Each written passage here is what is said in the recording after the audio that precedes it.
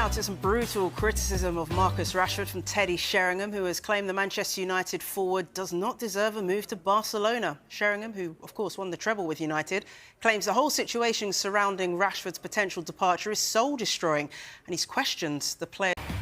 Is that a deal for Sancho to Juventus has not been ruled out, but it is thought there would have to be departures at Juventus for them to be able to fund a deal for Sancho. Now, significantly, Marseille are in talks with Juventus over a potential deal for Timothy Weah.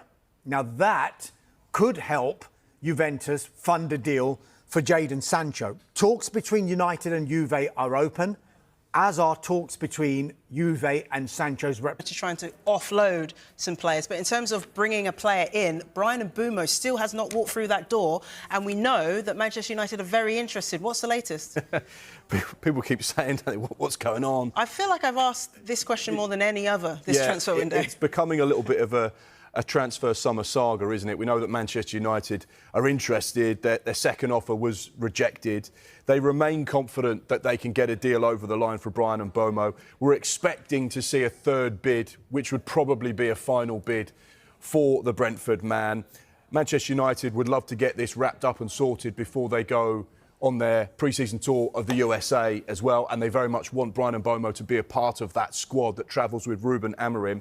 The key thing is the fee and, most importantly, the structure of the payments. Brentford have always been quite staunch in that we want £65 million.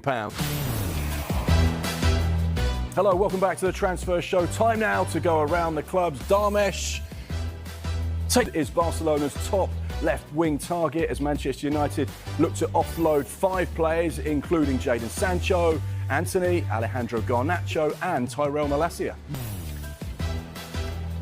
Welcome back to the Transfer Show. Now let's talk about a number of potential moves that are just bubbling under the surface nicely. And Dharmesh, we spoke about Manchester United before and the fact they're trying to offload those 5 players, but we know that they're trying to offload those 5 players. All of their rivals know that. Yeah. Does that mean that those rivals can then offer under the cush for these 5? I mean, how does United get rid of these players? Well, look, I touched on this a bit earlier on, but Manchester United's preference for all of these 5 players is to do permanent sales for them. Right. However, that is easier said than done.